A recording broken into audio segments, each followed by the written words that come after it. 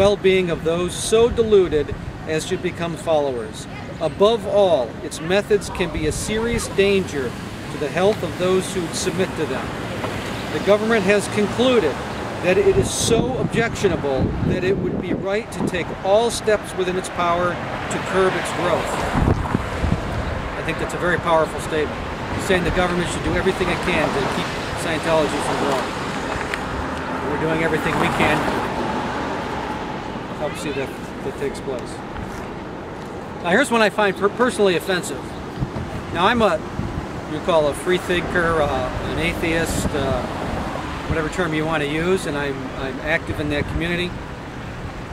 And I asked Scientology at one point, do you have to be a Christian or a believer in the Supreme Being to be a Scientologist? No, we welcome everybody.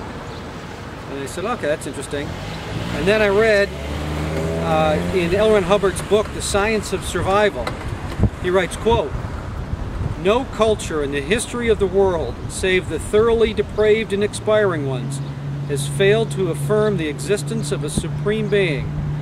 It is an empirical observation that men without a strong and lasting faith in a Supreme Being are less capable, less ethical, and less valuable to themselves and society. A man without an abiding faith is, by observation alone, more of a thing than a man," unquote. Wow, I mean, that's really saying something. So if you don't have a belief in the Supreme Being, you're more of a thing than a man. That's really interesting. Contradictory on their behalf. Pardon me? It was contradictory on their behalf as well. Well, yeah, I don't know who L. Ron Hubbard's Supreme Being is besides Zeno, but I don't know. Let's take a little break here, and All right, here's a famous document we're going to read. It's L. Ron Hubbard, or Hubbard Communications Office memo, Penalties for Lower Conditions, also known as the Fair Game Doctrine. Okay, so there's a whole list of what they call lower conditions, and that's for anybody that's not in L. Ron Hubbard's good graces or not following directions properly. And the first is called liability.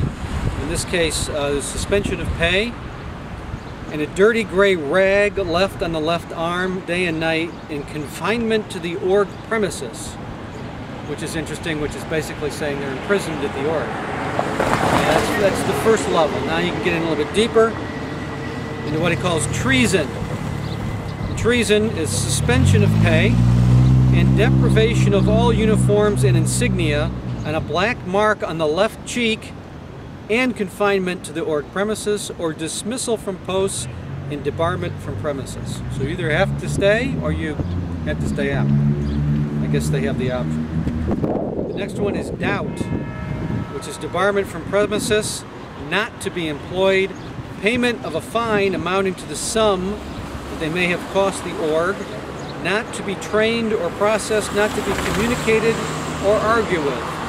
So basically you're cut off completely if you're in the doubt. What's interesting about doubt is, as a skeptic, I encourage people to doubt and express their doubt and to question things. But, for a cult, doubt is absolutely the worst thing you can have. So it's the second from the bottom, lowest condition. The lowest condition is enemy, in which case you get an SP order. SP stands for suppressive person. I look okay there? Oh, yeah. All right. SP order. Fair game. Hi guys. This is where the fair game doctrine comes in.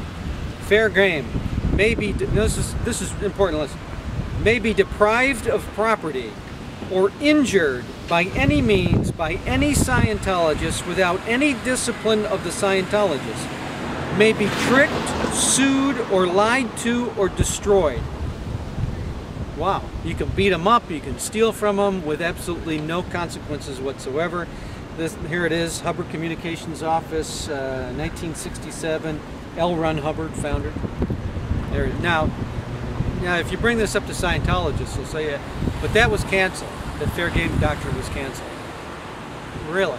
No, that was canceled. But even if it was canceled, the founder of this so-called religion putting this out there to begin with? You know, what are you thinking? But canceled, really? Let's see. Well, here it is. Here's the cancellation. Here's the cancellation right here. Hubbard Communications Office, letter 21 October 1968. So let's see, how long was it before? Let's see, October 1967. So it was a year later. Cancellation of fair game. Well, it was canceled. Let's read the fine print here. It's the practice of declaring people fair game will cease. Fair game may not appear on any ethics order. It causes bad public relations. No kidding. This PL policy letter does not cancel any policy on the treatment or handling of an SP. And an SP is the first thing it says under enemy is SP order. You get SP order, fair game may be deprived, etc. So what it's saying is, don't use the term. It's making us look bad, but the policy remains. Interesting.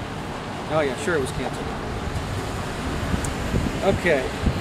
Here's a list of, I may not go through the whole list, it's kind of long, very long actually, and it's not even up to date. It's a list of Scientologists and their run-ins with the law. First and foremost is L. Ron Hubbard. He was arrested in August 1948 for petty theft. He was an unindicted co-conspirator in obstructing justice, burglary of government offices, and theft of documents and government property stemming from Operation Snow White. He was fined for leaving an infant in a car during a lecture, and in 1978 convicted of fraud in France and sentenced to 4 years in prison. He never faced his charges. He was expelled from Morocco for trying to overthrow the government and expelled from Rhodesia, among other things. It's just a quick summary of his run-ins with the law. Here, Artur Salamoinian is a Scientologist. I think they're coming to close the blinds, yeah. Are they closing the blinds? Hi.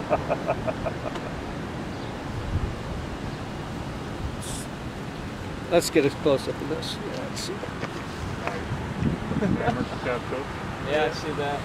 Either that or someone was talking about.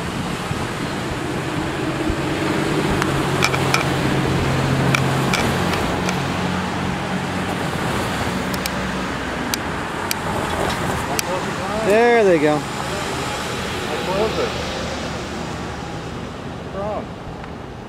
I'll still be here. Can't throw us out. Oh, what a shame. I wonder if they're just going to close that one. Well, it's kind of sort of closed.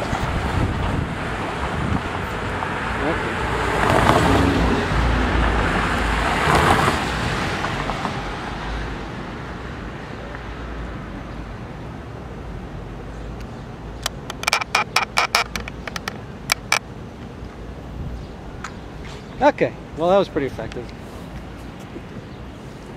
Those are the blinds that they have on the one window. Yeah.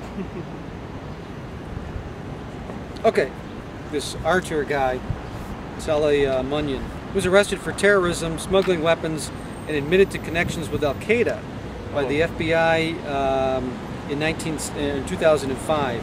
He was sentenced in March of 2009. This is, by the way, I must preface this, Scientology bills itself as the most ethical organization on earth.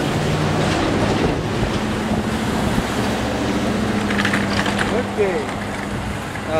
Gabriel Williams, convicted of sexual battery and sodomy of a child in excess of 100 times in Mountain View, California in 2005. Donald Anthony Strawn, also known as Tony Strawn, convicted in Florida in 1995 to 30 years in prison for sexually molesting 2 girls ages 11 and 13. Yeah, what are they teaching him inside of Scientology?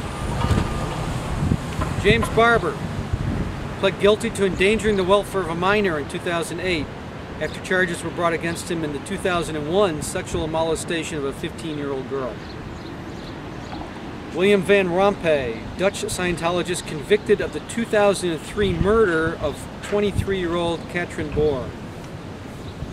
Jean-Jacques Mezier,